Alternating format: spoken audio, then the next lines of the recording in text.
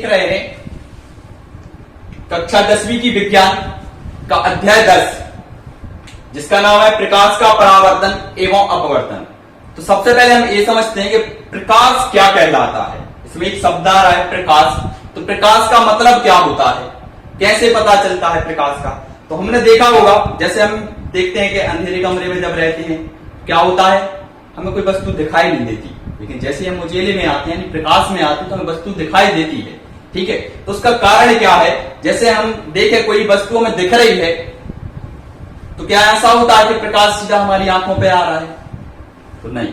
क्या होता है, सबसे पहले जो भी वस्तु हमें दिख रही है प्रकाश उससे टकरा रहा है। ठीक है, और टकराने के बाद वह हमारी आंखों तक आ रहा है।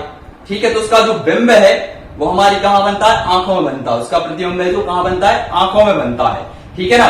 क्या होता है, प्रकाश किसी वस्तु को देखने का एक माध्यम होता है जिसके द्वारा हम वस्तुओं को देख पाते हैं। ठीक है, इसके बाद आता है प्रकाश का परावर्तन। तो परावर्तन क्या कहलाता है, ठीक है, इंपॉर्टेंट चीज है ये। देखो इसको एक डायग्राम से समझते हैं। जैसे मान के चलो ये एक समतल सतह है। कैसी सतह है, समतल सतह। इसमें हमने पॉलिश भी कर दिया पीछे से। क्या होता है, जब कोई प्रकाश किरण इस पे टकराती है ऐसी, ठीक है, जब कोई प्रकाश किरण क्या होती है, सतह पे टकराती है। ठीक है, तो टकराने के बाद क्या होता है, वो ऐसी निकल जाती है। हमने अपने दैनिक जीवन में भी देखा है, दर्पण देखा है ना, दर्पण से, ठीक है ना, दर्पण पे जब प्रकाश पड़ता है तो उसको परावर्तित कर देता है। ठीक है, तो क्या हो रहा है यहाँ पे, ये एक माध्यम है। ठीक है, ये क्या है, एक माध्यम, इस तरफ है दूसरा माध्यम। तो हम देख रहे हैं कि जब कोई प्रकाश किरण किसी एक माध्यम से चलकर,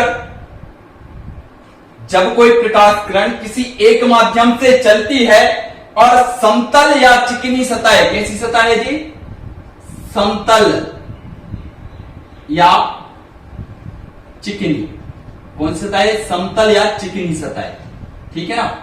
तो जब कोई प्रकाश किरण किसी एक माध्यम से चलती है और समतल या चिकनी सतह पर आपतित होती है, ठीक है ना, जब कोई प्रकाश किरण किसी समतल या चिकनी सतह पर आपतित होती है तो वह उसी माध्यम में वापस हो जाती है। देखो यहां से आई थी ये प्रकाश किरण और यहां पे चली गई है, ठीक है ना, उसी माध्यम में जा रही है।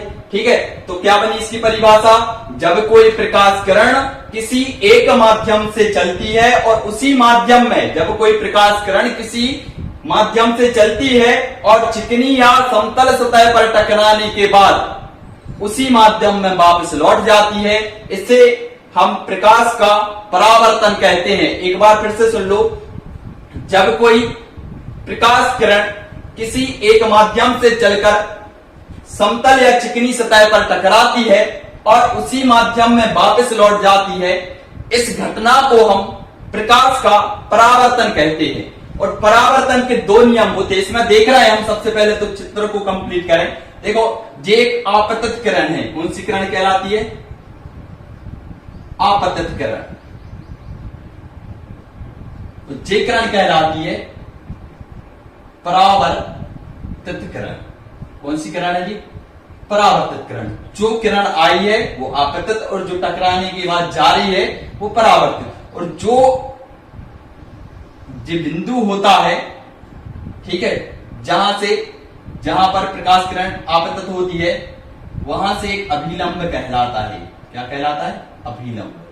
ठीक है ना, जो हो गया अभिलंब, ठीक है ना, जो हो गई आपतित किरण, जो हो गई परावर्तित किरण। तो हम देख रहे हैं कि इसके नियम कैसे बनेंगे। अब देखो दो नियम होते हैं। पहला नियम है, देखो जे कहलाते हैं आपतन कोण। कौन सा कोण कहलाता है, आपतन कोण। ठीक है, जे कहलाता है परावर्तन कोण। कौन सा कोण कहलाता है, परावर्तन कोण। ठीक है, इसको हम आई से शो करते हैं, इसको हम आर से शो करते हैं। तो देख रहे हैं हम यहाँ पे कि जो आपतन कोण है वो परावर्तन कोण के बराबर होता है, यानी कि आई का मान है वो आर के बराबर होता है। ठीक है, प्रकाश के परावर्तन का पहला नियम है कि आपतन कोण एवं परावर्तन कोण का मान सदैव बराबर होता है। ठीक है, आपतन कोण और परावर्तन कोण का मान सदैव कैसा होता है, बराबर होता है। दूसरा नियम क्या है इसका, दूसरा नियम है आपतत्करण, ध्यान से देखना, आपतत्करण, अभिलंब तथा परावर्तकरण। आपतत्करण, अभिलंब तथा परावर्तकरण तीनों एक ही बिंदु पर स्थित होते हैं। तीनों एक ही बिंदु पर स्थित होते हैं। तो इसमें हम लिख सकते हैं पहले नियम में कि आपतन कोण एवं परावर्तन कोण का मान सदैव बराबर होता है। दूसरे नियम में लिख सकते हैं आपतत्करण, अभिलंब तथा परावर्तकरण तीनों एक ही बिंदु पर स्थित होते हैं। जेता हमारा परावर्तन का नियम।